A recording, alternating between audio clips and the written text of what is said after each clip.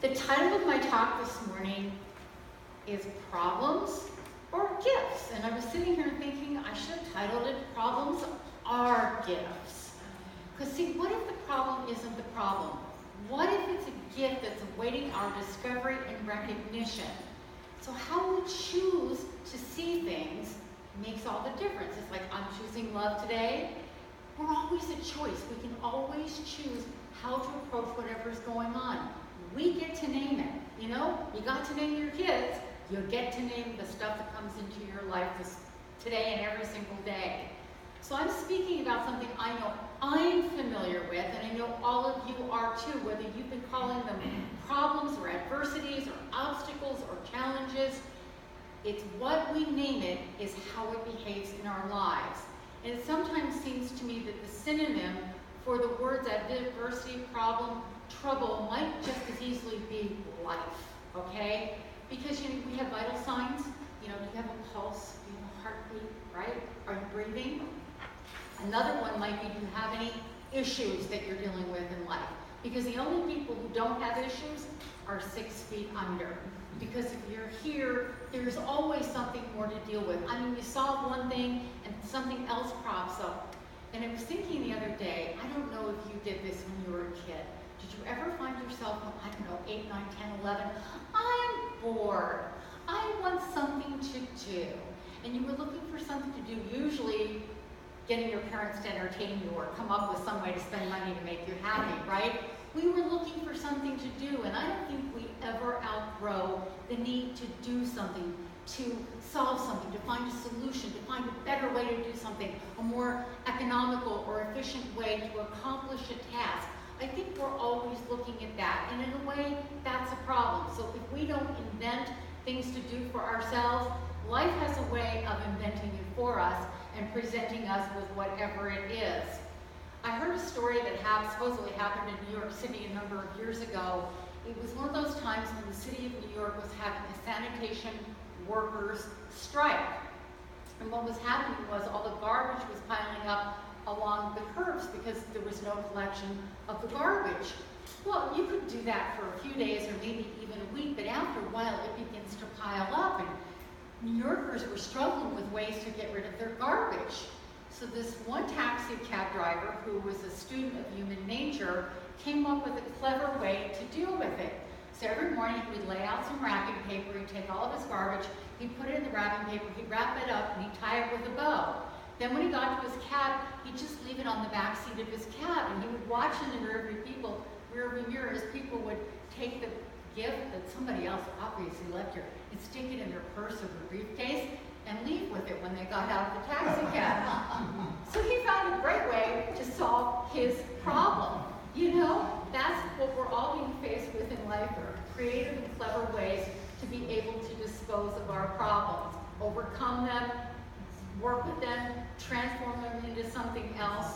And I think there's some ideas that we need to keep in mind when we're trying to solve a problem or get over an obstacle in our life, a way that we can be more effective and more creative.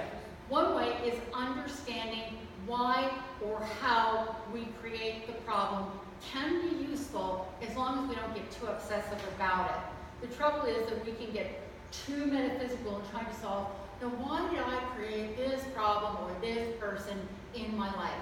Don't struggle with it that hard, but if you can gain some understanding, like, why do I create this problem in my life? What could I do differently? If you can understand that or see it from that perspective, it can be a great way to be able to eliminate whatever it is. Another way you can deal with a problem is to accept it. Sometimes we need to accept it as long as we don't become too much of a martyr. Oh, woe is me, I've been chosen to suffer. I guess I'll just suffer, not in silence, mind you, but I will suffer with whatever it is.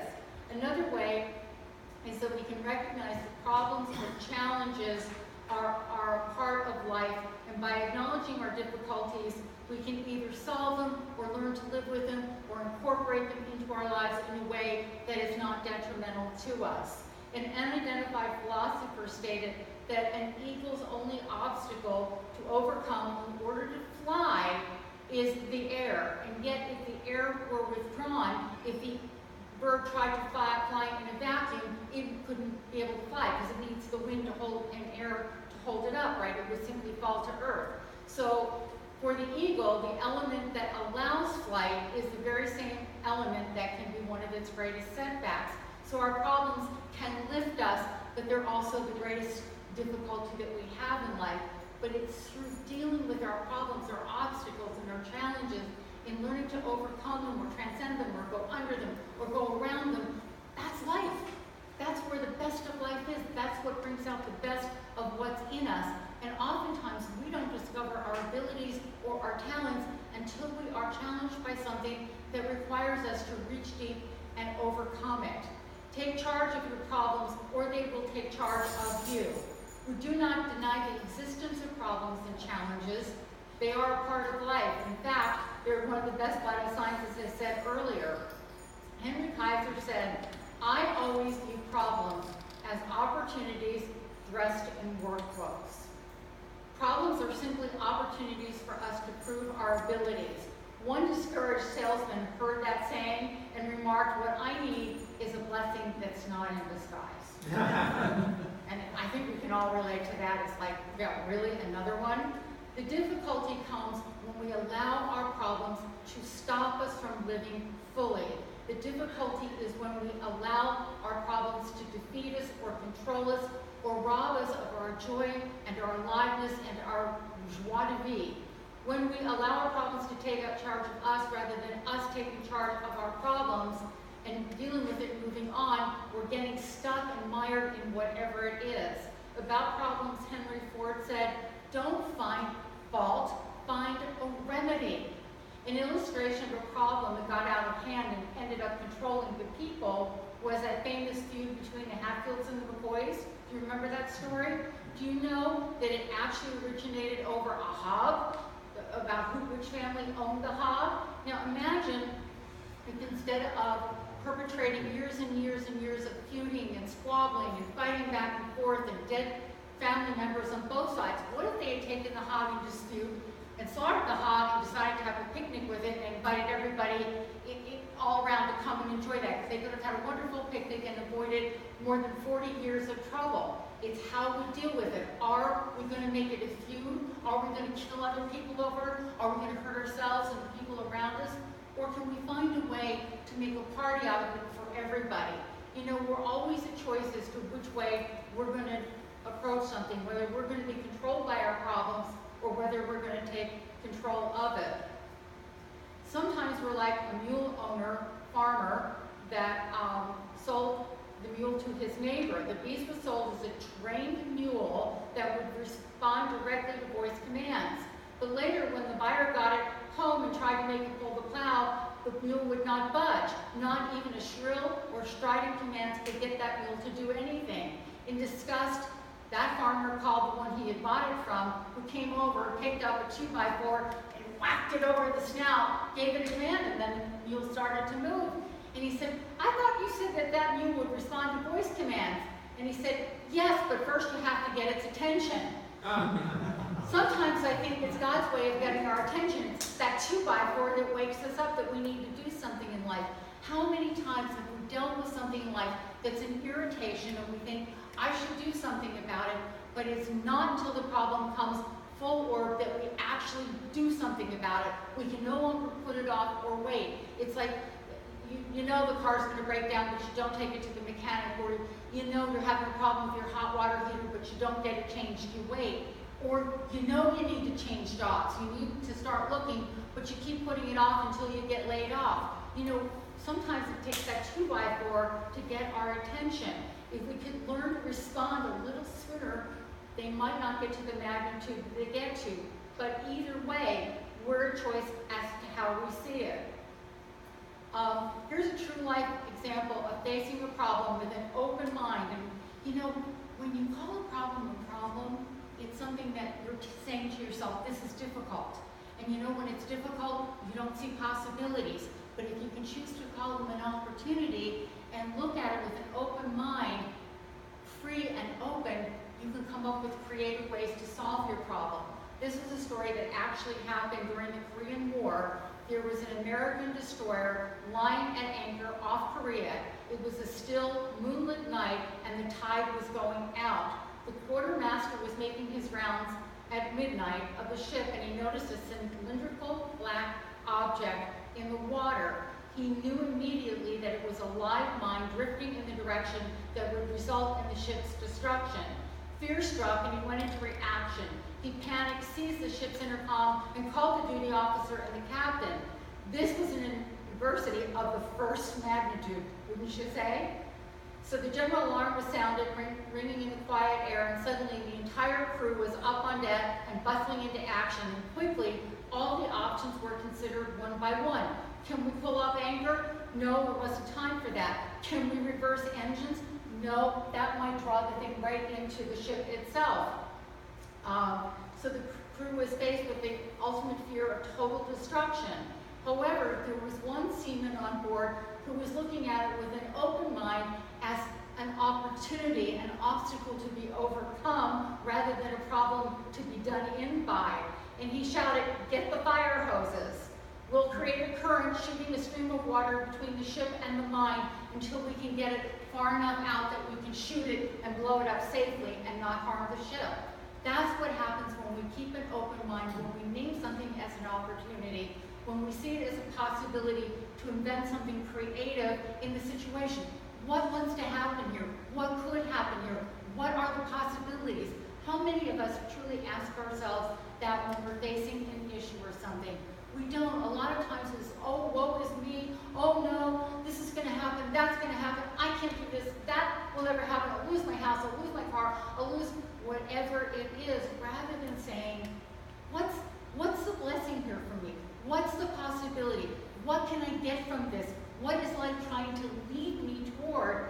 And open my eyes to see that I have not seen up until now. The problem isn't the problem. It's the way we look at the problem that is the problem. It's how we choose to name it, or to see it, or to hold it in our own mind. The pain in our problems is not caused by the problem per se. The pain comes from the way that we hold the problem, and then the way that we try to deal with the problem. It comes oftentimes from simply resisting the problem. You know, have you noticed that? We try to resist. This isn't really happening. It'll go away. I can say a prayer and it won't be there anymore. Rather than saying, okay, this is what is. What could I do about this? What could take its place? What avenues are open to me that I haven't thought of? Because you know, what we resist persists. Have you noticed that? The more we resist something, the stronger it gets, the more in place it becomes. The resistance becomes the source of the greatest problems. What frees us is when we're willing to acknowledge whatever it is, to face it, to walk through it, and to learn what we need to learn and release what we need to let go of. See, a lot of times I think we don't like to let go of things. Even when we don't want the thing, we try to hold on to the thing. You know, have you ever noticed when somebody has something that they're dealing with in life, they say, this is my problem. It's mine. It's not yours. It doesn't belong to the universe. It's my problem. We are trying to own the thing, and when we own it, we don't like to let go of it, do we? We like to hold on to what is ours. We like to guard it. So be willing to release it and to let it go. This has been a problem, but I'm willing to release it, to have something better, to have something greater come into my life. Robert Louis Stevenson said, make the most of the best and the least of the worst. And how many of us do just the opposite? When somebody asks us how we are, we're telling them all our problems. We've got them well rehearsed. We can tell it probably in 6 different languages, right? But we fail to say what's working, what's good, what's happening that's awesome in our lives. We are so trained to look at the negative rather than the positive, we tend to hold our own problems in place. In New Thought, we teach that we are to approach the problem from a higher level, because you cannot heal a problem at the level of thinking that created the problem. Do you realize that? You have to get out of it. Oftentimes, I think the best way is, okay, this is the issue that you're dealing with. Pull yourself away from that. Look at it from the place of, I have it healed, I've got it handled, it's over, it's behind me. What's the mindset as you look at it? One of the ways I used to do that, we got some furniture years ago, and he was busy working on a sermon on a Saturday night and got the furniture, and I couldn't wait, so I had to put it together. But those directions, and you know, the screws, and they're always, I don't know one screw from another screw. So I came to the place where I would put it together so it looked right from the outside and then turn it around the inside and then figure out which screw fit the hole. It must have worked because the furniture is still holding together. We have it all these years later, we moved it and it's never fallen apart. So it's look at it from the outside. What is it that you want it to look at? Where do you want to end up? So it's a good way to look at it. Where do I want to be? What's the result I want? How would the result look? Get out of the problem. You're looking at it from inside and the screws in the silly directions they write. Get on the outside and look at what you want it to be. Look at the outcome. Look at the desired outcome of whatever the issue is. You're on the other side of the diagnosis. You're healed. You're in a relationship. You have the next job. The hot water heater is fixed. Whatever it is. So take yourself out of the mindset of the problem and get into the mindset of solution. Then look at it. It will give you a different perspective on what's going on and may allow you to see something you hadn't seen up until now. Sometimes one of the ways we deal with our problems is a thing called denial. It's not hot, it's not Helen, I'm not here, right? This isn't really happening, I'll ignore it and it will go away. Sometimes, who knows, every once in a while that works. You have the toothache that the next day went away and didn't come back, okay, you're home free for the moment. But oftentimes denial doesn't really work. But here's an illustration of denial of a problem. The lion is the king of the jungle. We all know that, right? Well, one day there was a male lion strutting through the forest, roaring and exerting his power on every creature he came upon. He found a tiger taking a nap and demanded the tiger, who was asleep, who's the greatest animal in the jungle, and tiger's like, well, why, you are a lion, you are the king of the jungle. The lion strutted off and soon came upon an elephant. He demanded the elephant pay him the homage and asked him, elephant, who's the king of the jungle? The elephant swept the lion up in his trunk, shook him violently 5 or 6 times, plunged him into the lake, held his head under the water for a while, pulled him up, shook him again violently, and threw him on the bank. And the lion, battered and bruised, looked up at the elephant and said, well, you don't have to get so upset just because you don't know the answer.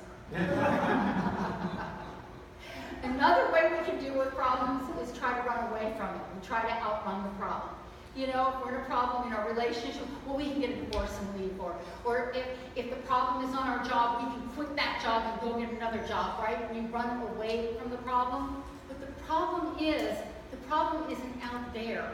Whatever we're dealing with is in our own consciousness. We can't outrun that. Have you ever heard the expression, wherever I go, there I am? You take the problem with you. Have you ever gone to, like, say, from one job to the next, and the issue you were dealing with on the last job shows up on the next job? Maybe it wasn't the job. Maybe it's you. So you can try to run from your problems, but at the end of the day, the only place to heal them is inside of ourselves. Another biggie, very popular right now, is to dramatize the problem. That's a favorite way. Go on a talk show and tell everybody what the problem is, and you're so put upon, and it's such a drama, and your life is so awful. And have you ever done that? I remember I met this other person, and we became friends after a while, but she was like, oh, you wouldn't believe what happened in my life. And I'm talking, well, you wouldn't believe what happened in my life. And when I said that, I thought, why are you trying to compete with this? This is ridiculous. And yet we do. You think that's something, you ought to hear what happened to me. We dramatize. And when we dramatize, we're giving the message to the universe, we like this because we're getting attention from it. We're getting to be better than, we're getting to dramatize it, we're getting to be very special from it. Don't talk about your problems. If you take one thing from this talk, don't talk about your problems unless the other person can help you.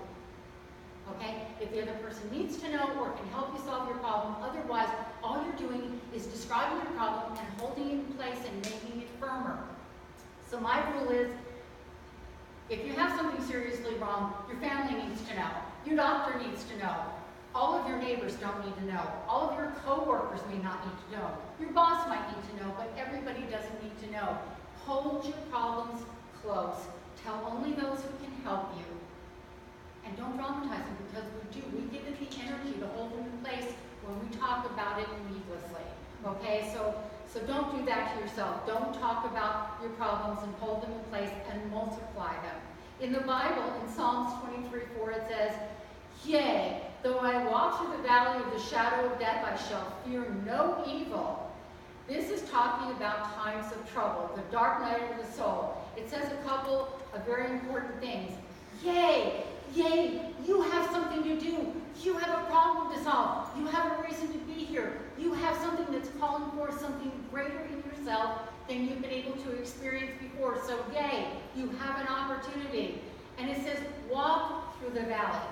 It doesn't say buy a condo and live there. It says walk through the valley. So you acknowledge the problem, you deal with the problem, and you walk and you get to the other side, and then you leave it behind and you go on to whatever is next. You don't set up camp there. You don't set up shop. You don't spend the rest of your life there. It comes to pass. The Bible says that more than any other phrase in the entire Bible is it came to pass.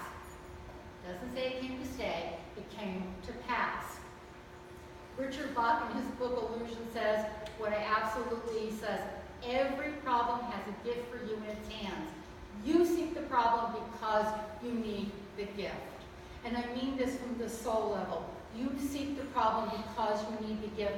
There's something that you need to get, something you need to do in order to grow. And your soul is seeking this for its expression, for its growth, for its expansion. Okay, it's not like you're saying, oh yeah, I want to break my leg today.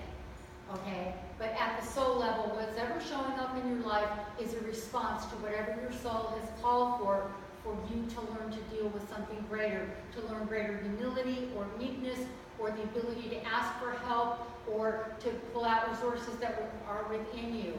There was a fisherman and his son who were lost in a storm off the coast of Norway. The sea played havoc with their vessel as they fought to keep from going under.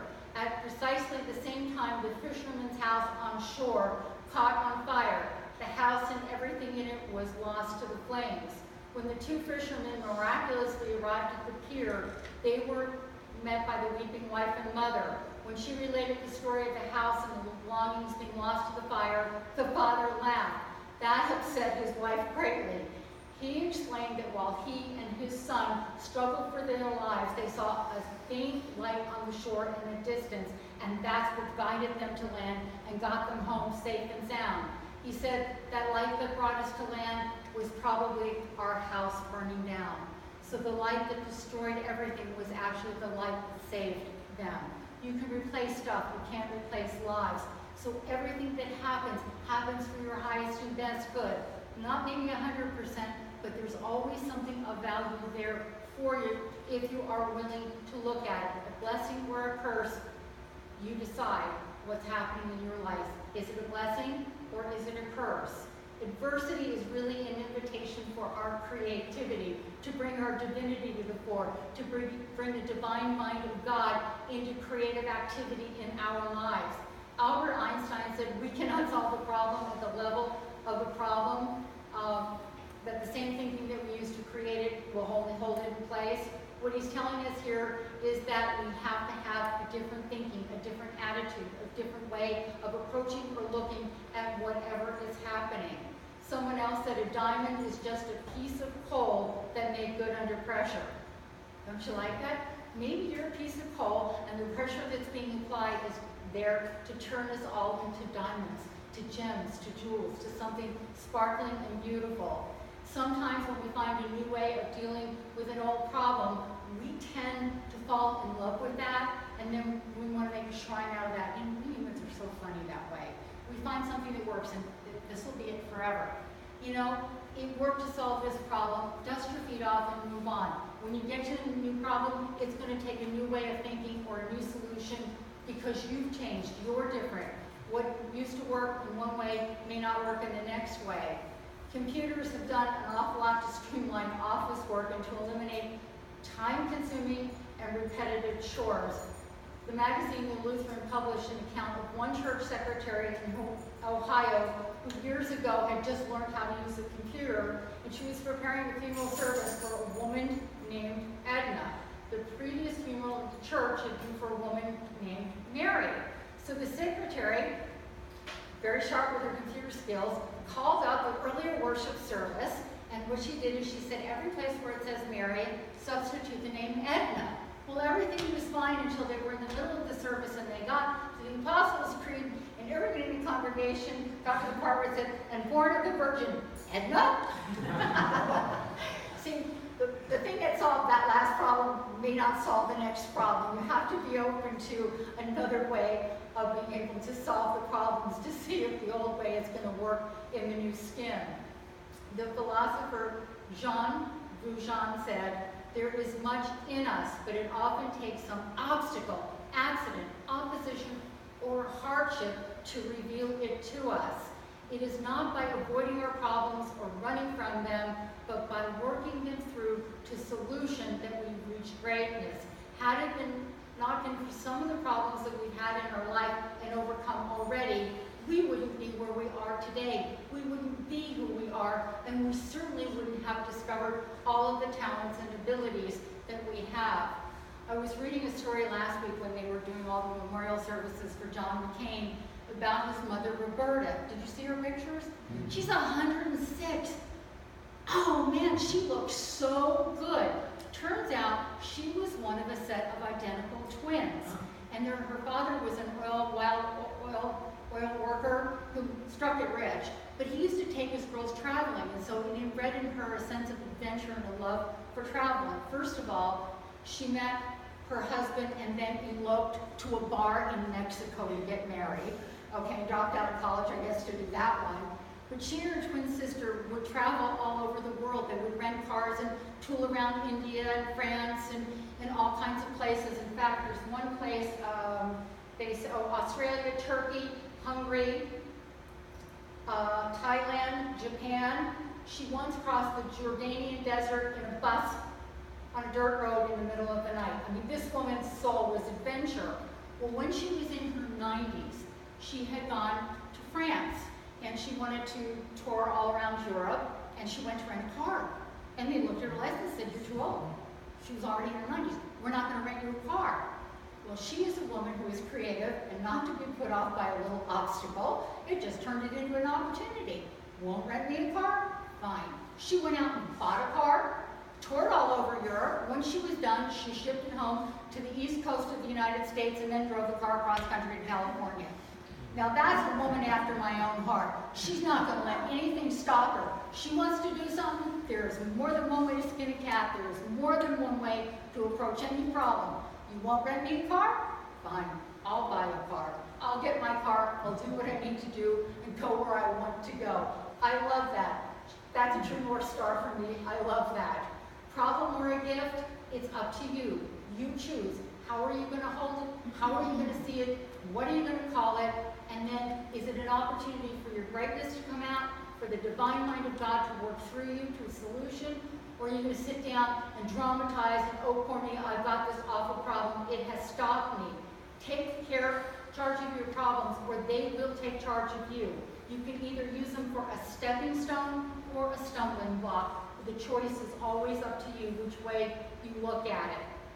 And the problem is never the problem. It's always the way we approach it and what we tell ourselves about what is going on that really colors our whole attitude and the way that we hold it and the way that we deal with it. Everything that happens in life is just an opportunity for us to reveal our greatness, to discover some new way of doing something or being in the world, to take us to the next step, to the next higher level. It's up to us to choose to see the world that way and take advantage of that. I'd like to close with the words of Louise Hay when she says, I do not fix problems, I fix my thinking, then the problems fix themselves. So whatever you're dealing with, just approach it from a new attitude, like this is a gift from heaven sent to me to be able to discover something greater, a new opportunity, a new possibility, something I had not seen before that can lead to even something greater in your life. Namaste.